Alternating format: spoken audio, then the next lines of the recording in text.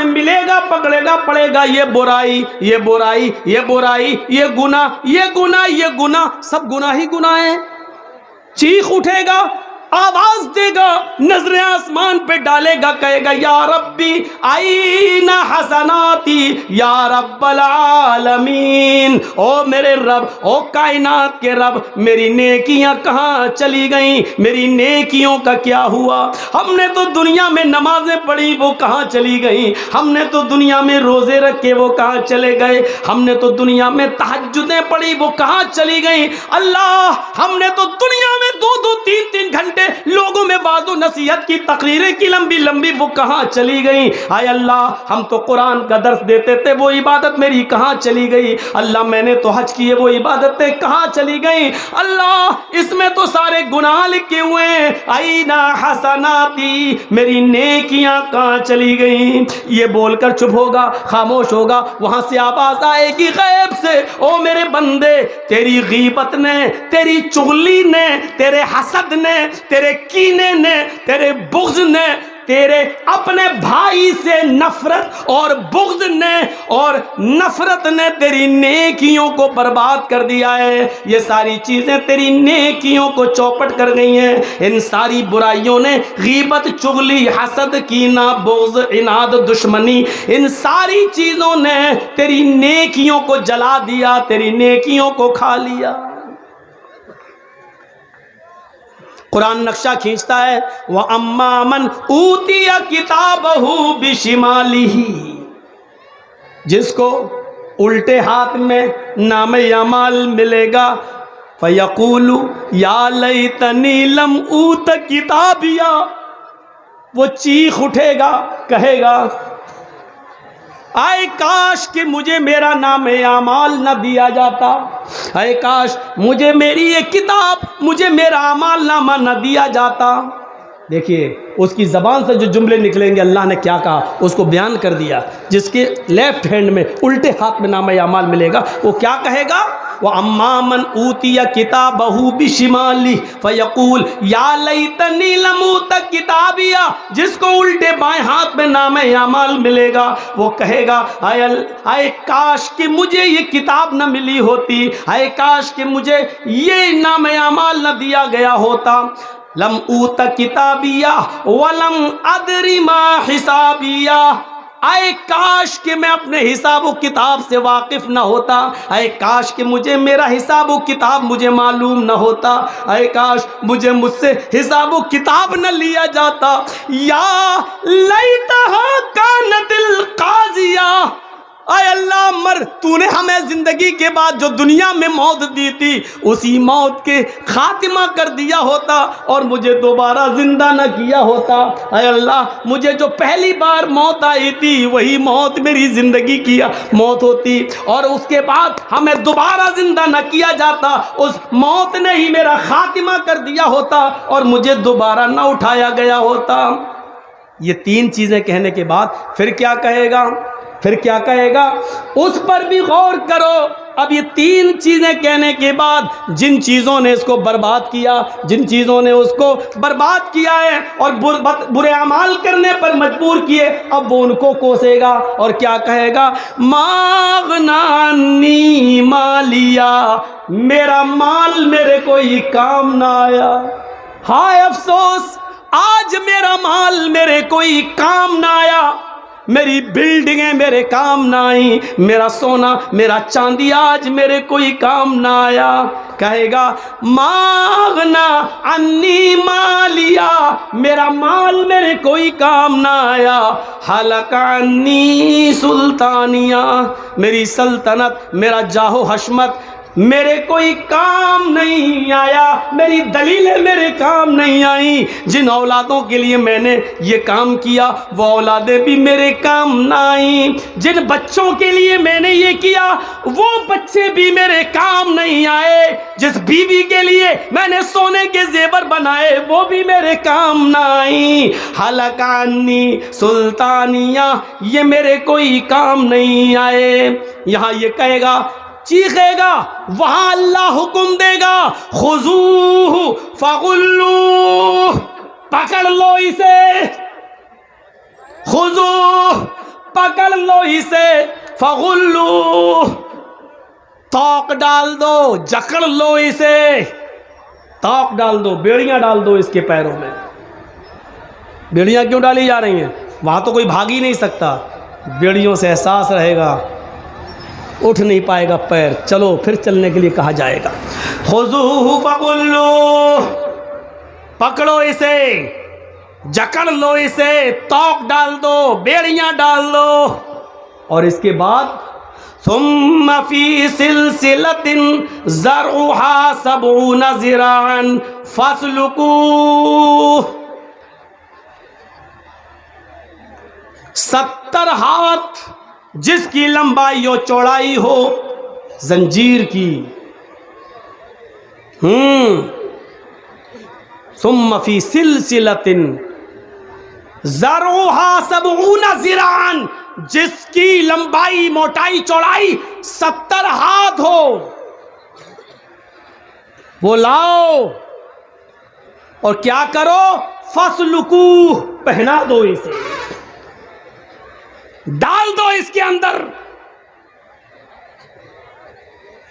انہ کان لا یؤمن باللہ العظیم، ایسا اس کے ساتھ اس لیے کیا جا رہا ہے کیونکہ یہ اللہ عظیم پر ایمان نہیں لایا تھا، اللہ کو مانتا تھا، یقین تھا اللہ ہے، لیکن ڈرتا نہیں تھا۔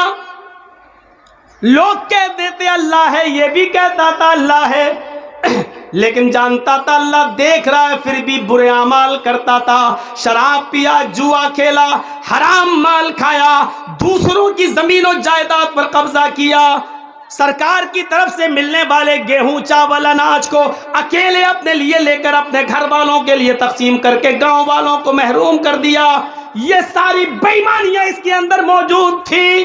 سرکار سے ملنے والا سرکاری فنڈ جو ایم ایل اے اور ایم پی کو ملتا ہے، یہ پورے گاؤں کے لیے ہوتا ہے، اس پر اس نے اپنی بیٹوں کی بلڈنگیں بنانا شروع کی، اس نے امانتوں میں خیانت کی، اور امانت میں خیانت تو اتنی بری چیز ہے، اتنی بری چیز ہے کہ بخاری کی حدیث ہے، ایک صحابی میدان جنگ میں شہید ہو گئے، لڑتے لڑتے صحابہ نے کہا فتوبہ، اس آدمی کے لیے خوشخبری ہو، اے اللہ کے رسول یہ تو اللہ کی راہ میں قتل کر دیے گئے صحابی ہیں، یہ قتل کر دیے گئے، یہ تو جنت کے اندر جائیں گے۔ اللہ کے نبی فرماتے نہیں، یہ تمہاری بھول ہے، یہ صحابی ضرور ہیں، میدان جنگ میں لڑتے لڑتے قتل ضرور کر دیے گئے ہیں، لیکن یہ جنت میں نہیں جائیں گے، جہنم کی آگ ان کی اوپر بھڑک رہی ہے، یہ جہنم کے اندر ڈالے جائیں گے۔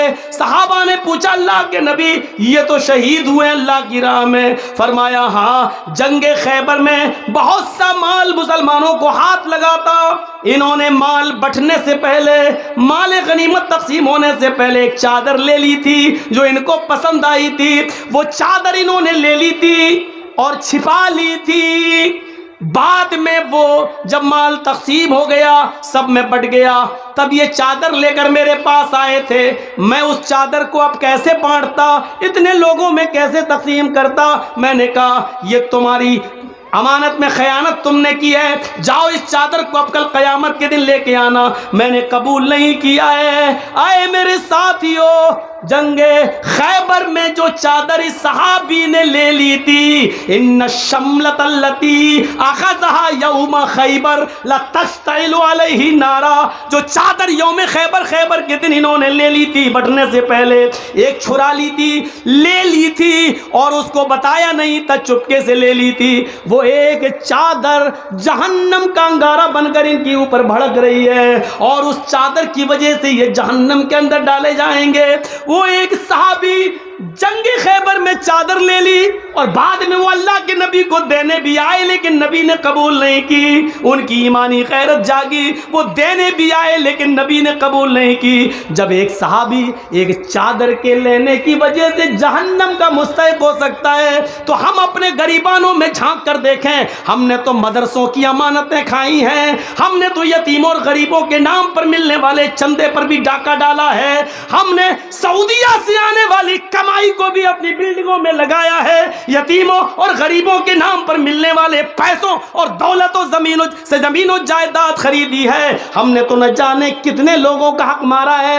جب ایک صحابی ایک چادر کی وجہ سے جہنم میں جا سکتے ہیں تو ہم اور آپ اپنی خیر کریں. ہم صحابی کے درجے میں تو نہیں ہیں, ان کے پیروں میں لگی ہوئی مٹی کا مقابلہ بھی ہم نہیں کر سکتے.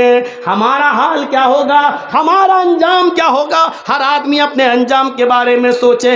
فرمایا انہو کان لا یؤمن باللہ العظیم, یہ ایسا اس کے ساتھ اس لیے ہوگا, یہ 70 گج لمبی 70 ہاتھ لمبی چوڑی یہ زنجیر اس کو پہنا دی جائے گی, کھینچا جائے گا اور گھسیٹا جائے گا. کیوں؟ اس لیے کہ اللہ عظیم پر ایمان نہیں رکھتا تھا. ولا یحض علی طعام المسکین, یہ فقیروں کو, مسکینوں کو, غریبوں کو کھانا نہیں کھلایا کرتا تھا.